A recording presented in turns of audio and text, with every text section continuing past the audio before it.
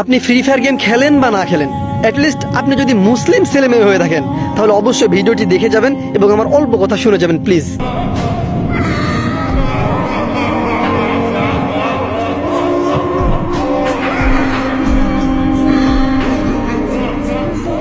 নাউজুবিল্লাহ।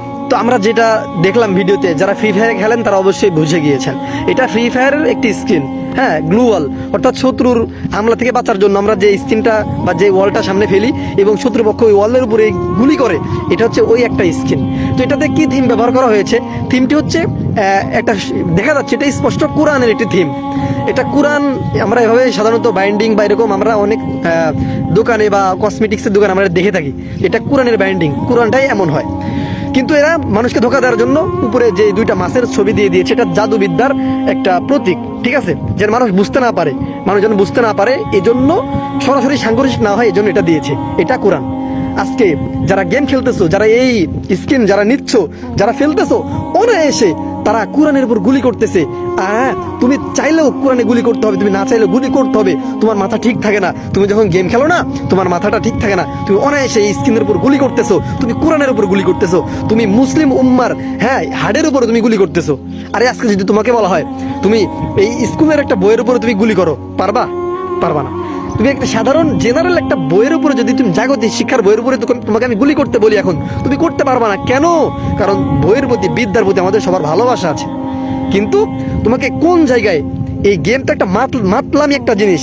মদ খেলে যেমন মানুষ মাতাল হয়, গেম খেলে যারা তারাও মাতাল, তাদের মাথায় কিছু থাকে না। তো দেখো তুমি এই গেম খেলতেছো, অনায়াসে কোরআনের উপর গুলি করতেছো, এটা কোরআন, অবশ্যই এটা কোরআন, এটা শিক্ষা। এখন তুমি আমাকে গালিগালাজ করবে, নাহিদ ভাই আপনাদের মাথা নষ্ট, আপনারা কিছু বোঝেন না, হুদাই চিল্লাপাল্লা করেন, এটা কোরআন, এটা তো একটা সাধারণ বই। নাহিদ ভাইয়া এটা বেশি হচ্ছে আপনার, বেশি। আরে বোকা ছেলে, তুমি কি আমাকে পাগল বলো? হ্যাঁ, শুধু আমি না, অনেক ওলামায়ে কেরাম, এমনকি নবী রাসূলদেরকে মানুষ পাগল বলেছে। তারা যখন একটা হক কথা বলেছে না, যেটা রিয়েলিটি মানুষের সামনে তুলে ধরেছে, তাদেরকে পাগল বলা হয়েছে। এরকম তুমি আমাকে বলবা, আরে ভাই হ্যাঁ আমরা পাগল। তবে কোন বিষয়ে ইহুদি খ্রিস্টানরা মুসলমানদের ঈমান নষ্ট করতেছে, কিভাবে ইহুদিরা মুসলমানদের ঈমানের উপর আঘাত করতেছে, এটা তোমাদের থেকে আলেমরা ভালো বোঝে, এটা অবশ্যই তোমাদেরকে মানতে হবে। আরে শোনো, তুমি বলতেছো না নাহিদ ভাই এই স্ক্রিন এটা কোরআন না, এটা এমনি একটা মিস, একটা এমনি একটা বই, এটা কোরআন না। আমি তোমাকে বলতেছি, তোমার চোখে আঙ্গুল দিয়ে একটা দলিল প্রমাণ দিয়ে যাচ্ছি ইহুদিরা কিভাবে ধীরে ধীরে মানুষের ঈমানের উপরে আঘাত করে। আজ থেকে 8 বছর আগের কথা, প্রথম আলো একটা পত্রিকা ছাপিয়েছিল, সেখানে ক্যাপশন ছিল দ্বিধাহীন কাছে আসার গল্প। তুমি কি বুঝলা? দ্বিধাহীন কাছে আসার গল্প। এই ক্যাপশন যখন দিয়েছে, এই ক্যাপশন দিয়েই ক্ষান্ত হয়নি, যখন ক্যাপশন দিয়েছে এবং পাশে একটা পিক অ্যাড করেছে, পিকে একটা ছেলে একটা মেয়ে, ছেলের গলায় ক্রুশ চিহ্ন যুক্ত একটা মালা, আর মেয়ে হিজাব পরে বোরকা পরে। কি বুঝলা? তাহলে ছেলেটা খ্রিস্টান, মেয়েটা মুসলমান। এই যে উপরে ক্যাপশন দিয়েছে কি দ্বিধাহীন কাছে আসার গল্প, এটা দেখে তুমি কি বুঝেছিলে? এই এখন আমাকে গালি দিচ্ছ না, ঠিক তত ভাবে আলেমরা এটা নিয়ে কথা বলেছিল তখন। এভাবে ওই তৎকালীন সময়ে তোমার মতো কিছু পোলাপান, কিছু জেনারেল শিক্ষিত মানুষ, তারা আলেমদের গালি দিয়েছিল। হুজুরদের কোনো কাজ নেই এটা নিয়ে কথা বলার বিষয়, এটাও কি কথা বলার বিষয়? আরে বোকা ছেলে, হ্যাঁ আল্লাহ বলছে ওয়ালা তানকিহুল মুশরিকাতি হাত্তা ইয়াতাহুরনা, এই দুনিয়ার নারীরা তোমরা কি করো না, বিধর্মী পুরুষদেরকে বিয়ে করো না, হ্যাঁ, যতক্ষণ না পর্যন্ত তারা মুসলমান না হয়। এবং ছেলেদেরকে বলেছে তোমরা খ্রিস্টান ইহুদি মেয়েদেরকে বিয়ে করো না। এটা আল্লাহ তাআলার কথা। এই কথাকে তারা উপেক্ষা করে লিখেছে দ্বিধাহীন কাছে আসার গল্প। এটা যখন বলেছিল, ওলামায়ে কেরাম কথা তুলেছিল, তখন অনেকেই অকাট্য ভাষায় গালি দিয়েছিল, যেমন আজকে তুমি আমাকে দিচ্ছ কমেন্ট বক্সে। হ্যাঁ, তো দেখো এটা আলেমরা বললো, কেউ কিছু বললো না, কোনো কেউ কথা শুনলো না, এটা এমনিই ছেড়ে দিল। পরবর্তীতে আজকে 2026 সালে দেখো, আজ কোটি কোটি লক্ষ লক্ষ খ্রিস্টান মুসলমানদের মেয়েকে বেইজ্জতি করতেছে, জিনার শিকার, ধর্ষণের শিকার। গাজীপুরে কয়েকদিন আগে এক মাদ্রাসা শিক্ষার্থী, এক মেয়ে হিন্দুর সাথে ধর্ষিত হয়, তাই না? বলো, এই যে এগুলা কি হারে বাস্তবায়ন হয়েছিল, কিন্তু ওই সময় কি এটা আমরা বুঝেছিলাম? বুঝি নাই। তো আমরা এই যে ইহুদিরা অল্প একটু ধর্মের উপর আঘাত করার পরে দেখে যে এরা মুসলমানদের ব্রেন কি ঘুমিয়ে আছে না জাগ্রত। যদি ঘুমিয়ে থাকে তাহলে 2 বছর পর আরেকটু বাড়াবে, যদি এভাবেই চলে 2 বছর পর আরেকটু বাড়াবে।